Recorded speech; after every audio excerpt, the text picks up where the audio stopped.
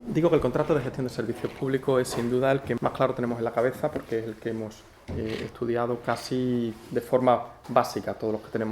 que tenemos formación jurídica. El artículo 8, en su primer apartado, el artículo 8 del texto refundido de la Ley de Contratos del Sector Público, define al contrato de gestión de servicios públicos como aquel en cuya virtud una administración pública o una mutua de accidentes de trabajo y enfermedades profesionales de la Seguridad Social encomienda a una persona natural o jurídica la gestión de un servicio cuya prestación ha sido asumida como propia de su competencia por la Administración o por la mutua encomendante. Es curioso cómo si nosotros leemos la regulación del contrato de gestión de servicios públicos vigente y nos remontamos a las regulaciones, pues, por ejemplo, de mediados del siglo XX, vamos a encontrar muy poquitas diferencias. Por lo que yo decía antes, de que es una categoría absolutamente asentada, muy perfilada a lo largo de muchas décadas y además construida en una época en la que además se trazaron perfiles o digamos, se trazaron patrones muy sólidos del derecho administrativo. Cuando se hizo la ley de procedimiento en los años 50, cuando se hizo el reglamento de servicios de las corporaciones locales, es cuando se configuró, se definieron muy bien estas categorías. Vemos, por lo tanto, que el contrato de gestión de servicios públicos, comprobamos que se sigue asentando sobre la premisa fundamental de que exista un servicio propio de la competencia de la Administración que convoca el contrato, es decir, esa es la base. Parece que el propio nombre de la categoría, contrato de gestión de servicios públicos, ya nos está explicando lo obvio. Y sin embargo, aunque esto daría también para análisis muy profundos y los hay por ahí, no vamos a entrar en el análisis de qué deba considerarse servicio público o no. Sobre esto en los últimos años también hay un enorme debate. La categoría del servicio público no es actualmente una categoría, no es un término unívoco, sino todo lo contrario. Es decir, estamos en tiempos de evolución o de cambios en la categoría del servicio público y mucho más en la competencia sobre cada uno de los servicios públicos a favor de cada uno de los niveles de gobierno y administración. Pero desde luego, premisa fundamental será que cuando convoquemos podamos justificar, podamos fundamentar en el expediente que lo hacemos sobre la base de la disposición de un servicio público que es de competencia propia, ¿vale? De competencia nuestra, de nuestra administración. No hay que olvidar, no hay que perder de vista que mediante el contrato de gestión de servicio público, que no es más que un instrumento, lo que hacemos es buscar un colaborador para la administración que será el que materialmente desarrolle la prestación o ejecute la prestación a favor de los ciudadanos o los usuarios, pero la administración continuará siendo siempre la titular del servicio y la responsable última de la prestación correcta de ese servicio público. Hablamos, por cierto, siempre del contrato de gestión de servicio público, pero el contrato de gestión de servicio público no es un contrato único. Es decir, cuando hablamos de contrato de gestión de servicio público, realmente nos estamos refiriendo a una técnica de gestión de los servicios públicos, de la manera en la que lo definió, o lo mencionaba García de Enterrivas, y que hizo suyo también el Tribunal Supremo. El Tribunal Supremo decía, y tomaba las palabras prestadas a García de Enterrivas, que en el ámbito del derecho administrativo no existe un contrato específico de gestión de servicios públicos, sino que es necesario hablar de una pluralidad contractual diferenciada a través de la que es posible dar cabida a todo tipo de gestión indirecta de un determinado servicio público. Recapitulando o sintetizando de alguna manera cuáles son las características principales de esta técnica de gestión de los servicios públicos, que es el contrato GSP, si me lo permitís en siglas. Lo tradicional ha sido que para que nosotros identifiquemos una determinada prestación como contrato de gestión de servicio público, nos limitáramos a constatar que concurren 4 elementos. En primer lugar, el que he mencionado yo, es decir, un servicio de competencia de la Administración cuya prestación haya sido asumida como propia y se haya establecido sobre el régimen jurídico, que ese servicio sea susceptible de explotación por los particulares, si no, evidentemente, es decir, si no hay una posibilidad porque no haya aliciente para los particulares en la explotación, desde luego la Administración tendrá que optar por la gestión directa porque ningún empresario acudirá a una convocatoria de licitación. En tercer lugar, comprobaríamos que no implica esa prestación el ejercicio de la autoridad inherente a los poderes y a los agentes públicos, a las autoridades y funcionarios públicos. Y en cuarto y último lugar, que la organización del servicio recaiga en el contratista. Como digo, de acuerdo con la formación que todos hemos recibido, y digo todos hemos recibido porque, en fin, más o menos somos de la misma generación por lo que veo, con comprobar que esas 4 circunstancias concurren, nosotros ya habríamos calificado el contrato como gestión de servicios públicos. O sea, hasta el año 2007, hasta aproximadamente el informe 10 del 2007, la Junta de Contratación Administrativa estatal, cuando no especifico nada me estoy refiriendo a la estatal, todavía seguía también ese patrón clásico, ¿vale? Es decir, es cierto que la jurisprudencia comunitaria ya había empezado a trazar otro rumbo, que será el que después analizaremos, pero la Junta Consultiva hasta el año 2007 todavía más o menos seguía ese patrón clásico. Y de hecho en ese informe 10 del 2007 se le planteaba, le consultaban qué calificación correcta debían tener un servicio, unos contratos para gestionar una guardería infantil, para gestionar un tanatorio, un abastecimiento de agua potable, limpieza viaria y museo municipal. En aquella fecha, la Junta Consultiva decía que pueden ser configurados como contratos de gestión de servicios públicos, esa tipología que le planteaban, siempre que el ayuntamiento haya determinado con carácter previo el régimen jurídico básico propio del respectivo servicio y éste le venga impuesto con carácter de mínimo o haya sido asumido como tal servicio por el ayuntamiento de conformidad con la ley reguladora de las bases del régimen local. Sin embargo, la propia Junta Consultiva estaba muy próxima a ir virando, es decir, a ir adoptando ya un cambio de criterio y ciñéndose mucho más a lo que desde el Tribunal de la Unión Europea, el Tribunal de Justicia de la Unión Europea, se estaba adoctrinando, es decir, a los nuevos criterios, a los nuevos perfiles que desde la Unión Europea se estaban marcando. Por eso, si he mencionado un informe del año 2007, podemos reparar en que a continuación, en el informe, o sea, muy poco tiempo después, en el informe 4 del 2008, se le volvía a consultar desde un ayuntamiento por la calificación de distintos contratos administrativos. Y permitidme también que lea, porque aunque pueda ser un poco más tedioso, desde luego son ciertos párrafos que son mucho más claros que la explicación que yo pueda dar. La Junta Consultiva en el año 2008, en ese informe número 4, decía que la Ley de Contratos del Sector Público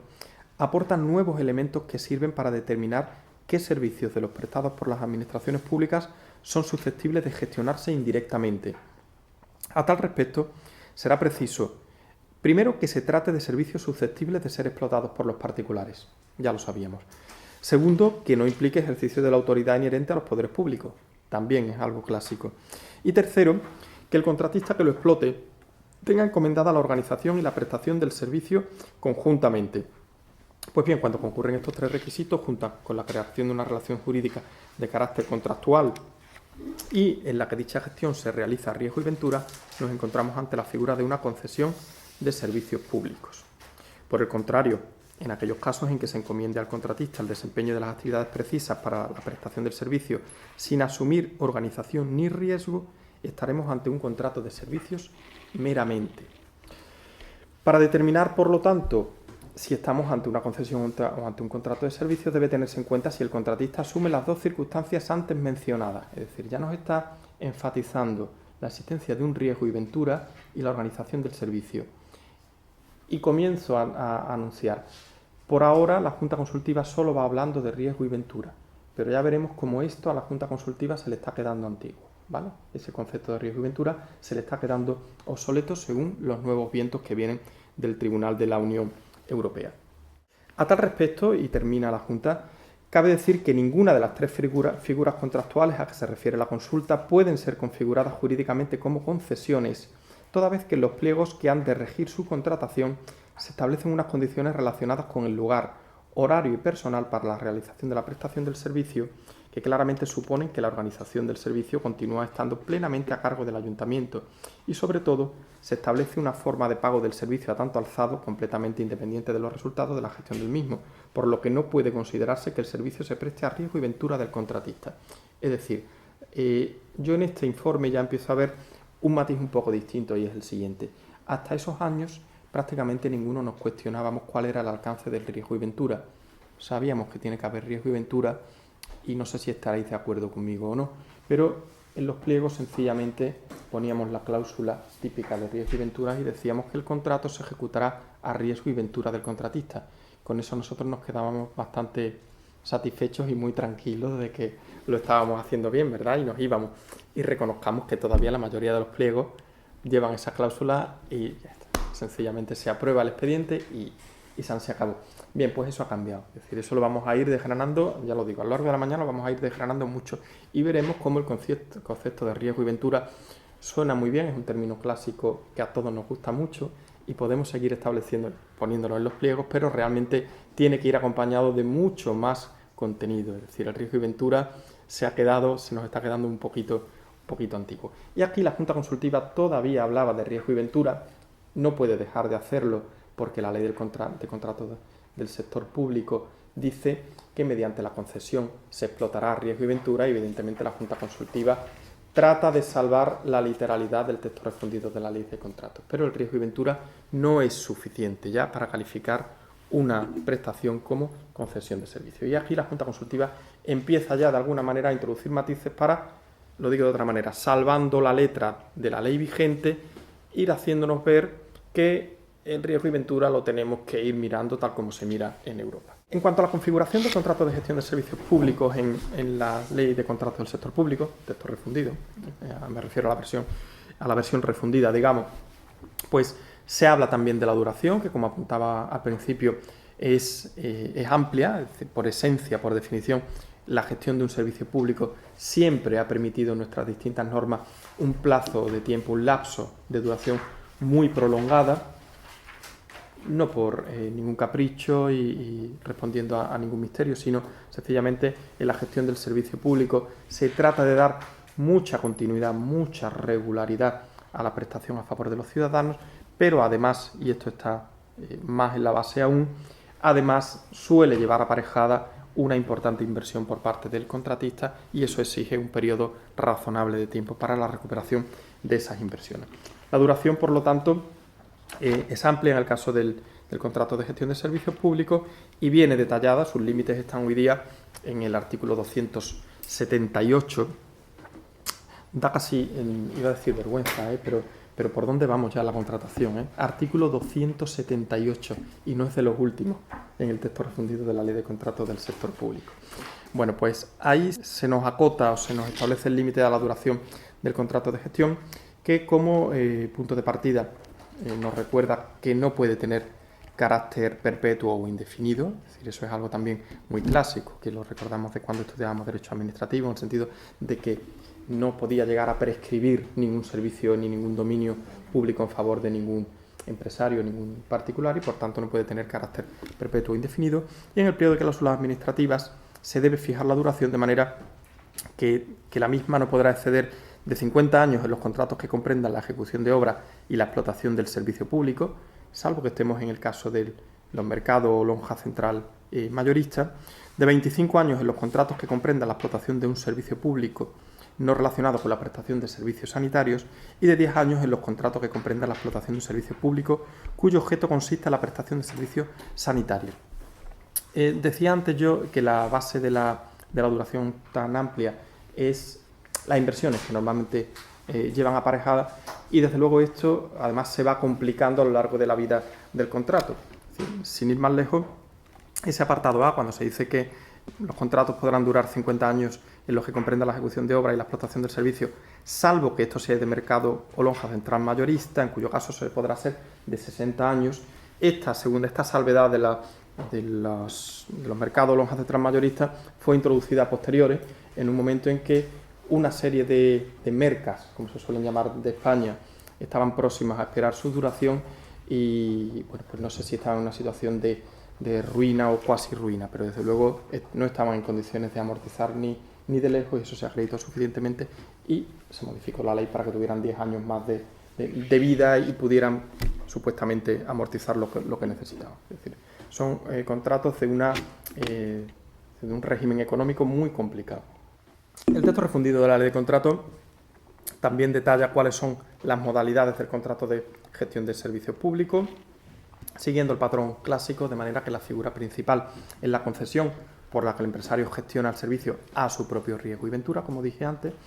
la gestión interesada, en cuya virtud la administración y el empresario participarán en los resultados de la explotación del servicio en la proporción que disponga o que establezca el contrato, el concierto con una persona natural o jurídica que venga realizando prestaciones análogas a las del servicio público que se trata,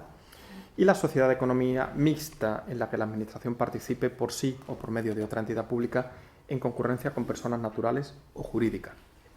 Tradicionalmente, el término de concesión para nosotros tiene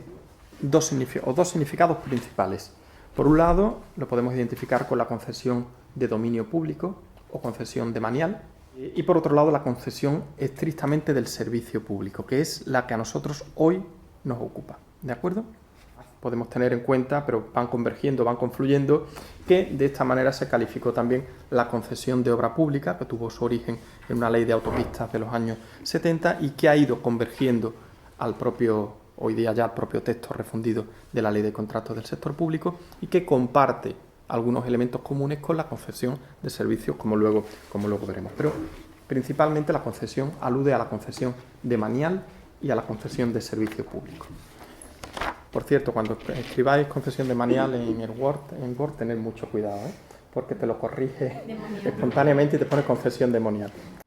La concesión de servicios públicos, como digo, es el paradigma de la gestión indirecta. Cuando hablamos de de gestión indirecta, casi la cabeza se nos va ella sola a pensar en una concesión, en la figura más importante. Y la definición también es la sencilla, la definición que hace el texto refundido es la sencilla, la clásica, la de que en ella el empresario gestionará o explotará el servicio a su riesgo y ventura. Aunque, fijaos bien,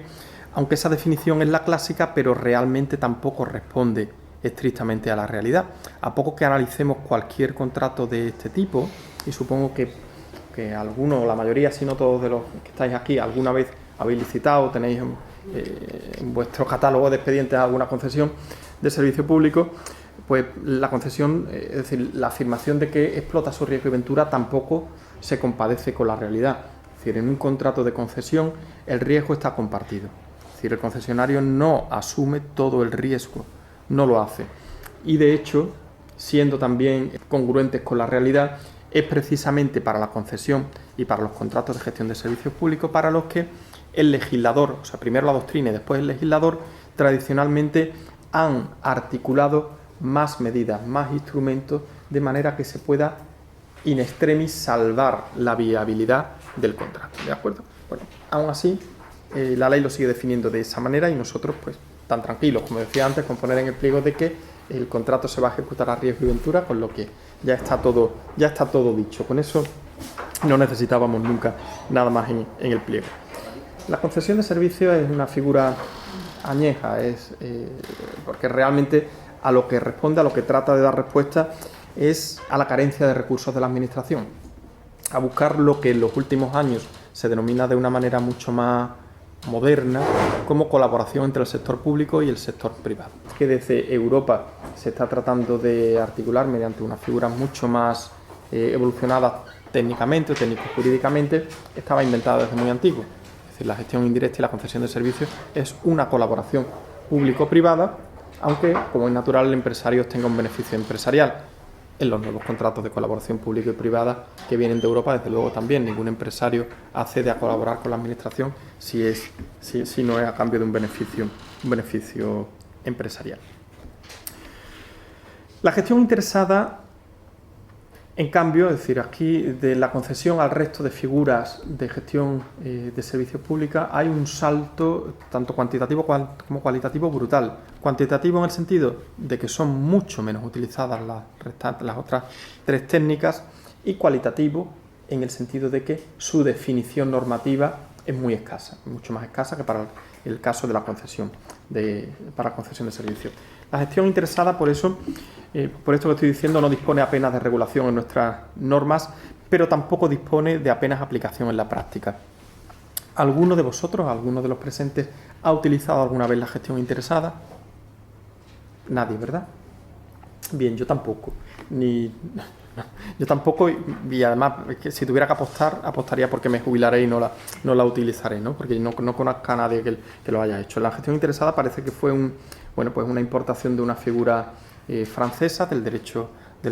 francés, pero que desde luego en España no ha triunfado. En la gestión interesada se establece o se puede establecer un ingreso mínimo garantizado a favor del empresario, y el resto de la explotación, pues se establecerán unos porcentajes para cada una de las partes, pero probablemente seguramente está inédita en casi todos los niveles de administración. El concierto es algo más utilizado. Se utiliza en aquellos supuestos en que la administración considere que lo más favorable, lo más interesante es, digamos, sumarse o utilizar un servicio que ya está siendo prestado en el sector privado y que se dedica o que cubre la misma finalidad, el mismo servicio que la administración tiene obligatoriamente que atender, y la administración analiza y concluye que lo mejor es acudir a ese empresario particular, concertar con él y transitoriamente, durante un tiempo, beneficiarse, utilizar esa forma de prestación. Digo transitoriamente porque así está concebido el concierto, ¿de acuerdo? De hecho, el reglamento de servicio de las corporaciones locales ratificaba ese carácter transitorio y establecía que los conciertos se extinguían automáticamente, es decir, sin necesidad de acto expreso, se extinguían automáticamente desde el momento en que la corporación interesada tuviera instalado y en disposición de funcionar un servicio análogo al concertado. El concierto se puede realizar, se puede formalizar tanto con una persona natural o jurídica, y el precio que se pacta puede hacerse tanto mediante un tanto alzado que sea inalterable como por unidades. Es decir, normalmente es muy frecuente que se haga una cantidad, un precio por usuario del servicio. La última modalidad que contempla el texto refundido es la sociedad de economía mixta, y esta es un auténtico mundo. En esta sí tendréis, seguro que tendréis experiencia, seguramente tendréis más que yo también. Normalmente nosotros, la Diputación de Granada, en los últimos años creo que no ha hecho ninguna sociedad de economía mixta, ¿vale? Y la sociedad de economía sí que es un mundo, es decir, en ella participa la administración seleccionando mediante los propios procedimientos de adjudicación contractual, seleccionando al socio privado y pasando a partir de entonces a tener un régimen mixto entre el derecho público y el derecho mercantil, pero yo diría que predominantemente el derecho mercantil, al menos en cuanto a las reglas y normas de funcionamiento cotidiano de la sociedad, y preponderando el derecho público en los aspectos relativos al el control financiero, contable, es decir, en cuanto a la rendición de cuentas del sector público. El contrato de servicios está hoy día definido en el artículo 10 del texto refundido. Allí se dice que son contratos de servicios aquellos cuyo objeto son prestaciones de hacer consistentes en el desarrollo de una actividad o dirigidas a la obtención de un resultado distinto de una obra o un suministro. A efectos de la aplicación de esta ley, los contratos de servicios se dividen en las categorías enumeradas en el anexo 2. Lo más importante de esta definición es que realmente es una definición por exclusión. Lo que nos dice la ley española y lo que nos dice el derecho comunitario es que lo que no es obra ni es suministro es servicio. Es decir, realmente la definición es esa. Y ya lo hacía la ley de contratos, como digo, la del 2007 y obviamente su texto refundido, pero es que ese es el planteamiento que viene de las directivas comunitarias. La más reciente, la Directiva 24/2014 sobre contratación pública, realmente lo define así. Y esto es porque el contrato de servicio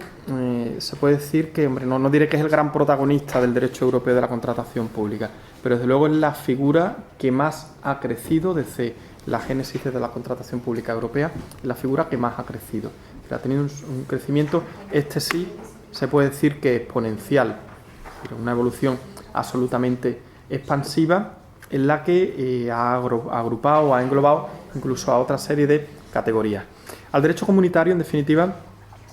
parece que no le interesa tener muchas categorías contractuales, a lo que aspiran a tener muy poquitas categorías contractuales, porque, y como vamos a comprobar a lo largo de esta mañana, al derecho comunitario le importa francamente poco la definición conceptual de cada una de las categorías. Lo que le importa, como en todas las normas comunitarias, es la finalidad. Es decir, lo que le importa es que haya pública concurrencia y que haya igualdad de oportunidades y, en definitiva, y a la postre, que haya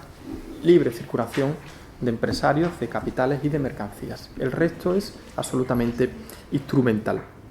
Por eso, el contrato de servicios en España hoy día se define así y ha dejado atrás, es decir, ha fagocitado en su evolución expansiva al contrato de consultoría y asistencia técnica, por ejemplo. Es una categoría que nosotros conocíamos en la ley del año 95 y demás, que hoy día no existe.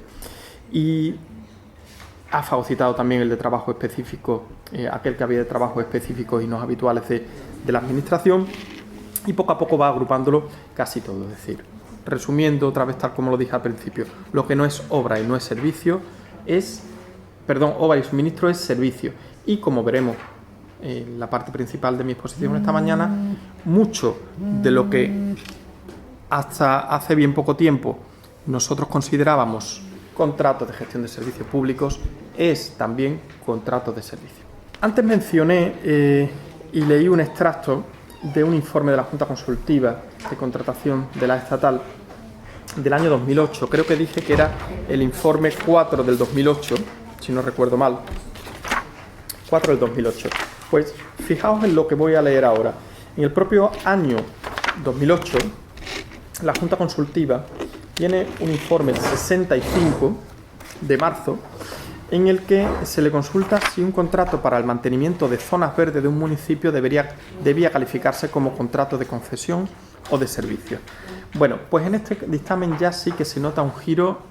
fundamental. Es decir, ahí ya la Junta Consultiva se ha empapado de todo lo que se dice en Europa, y voy a leer, insisto, aunque sea un poquito pesado, para que nos quede muy claro. La Junta dice que hasta ese momento se sentaba el criterio de que para gestionar de forma indirecta un servicio público es preciso que estos tengan un contenido económico que los haga susceptibles de explotación por empresarios particulares. Esta circunstancia exige que la explotación pueda hacerse siguiendo criterios empresariales que implican la existencia de un nivel de riesgo determinado que la ley especifica, señalando que la concesión el empresario gestiona a riesgo y ventura. Resulta así que la gestión indirecta de un servicio público puede configurarse tanto siguiendo las líneas que configura la concesión administrativa cuando existe riesgo en la gestión y ésta sea asumida por el empresario, o como un contrato de prestación de servicios en el que el contratista, por así decirlo, actúa como mero auxiliar de la administración titular del servicio en la prestación del mismo.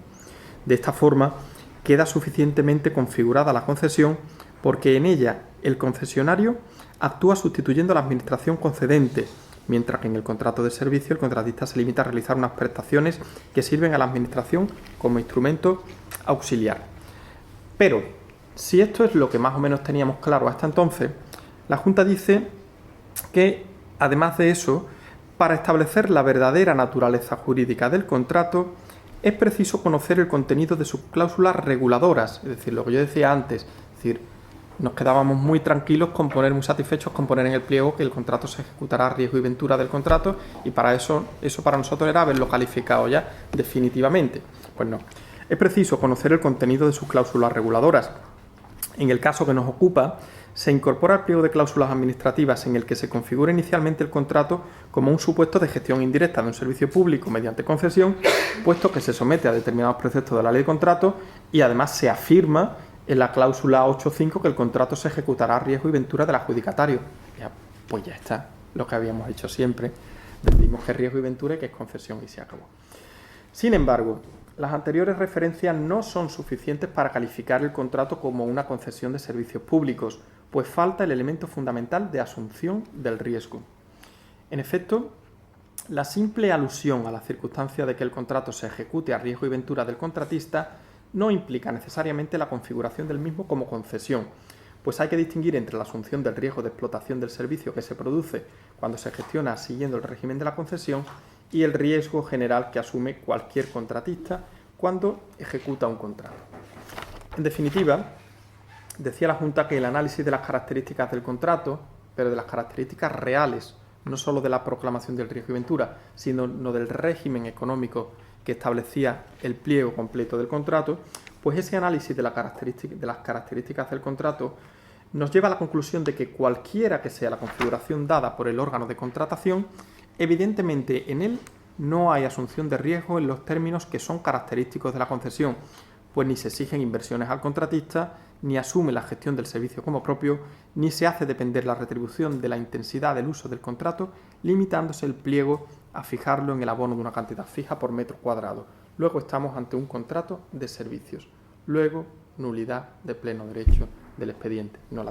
Evidentemente la Junta Consultiva no determina la nulidad porque no se dedica a eso, pero los tribunales sí se le habrían determinado la nulidad de continuar con la tramitación mediante la figura de un contrato de servicio. Desde luego, y eso los juristas lo sabemos todos, las cosas no son lo que dicen los documentos, sino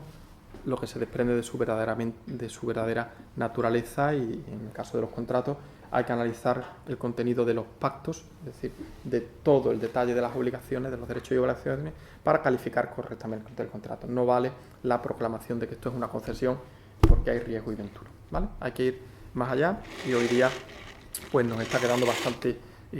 más claro cuáles son los parámetros que tenemos que seguir. Por último, y en este repaso superficial, estaría la concesión de servicios. Hoy día, para hablar de concesión de servicios, afortunadamente ya no tenemos que escudriñar y que empaparnos de la serie de sentencias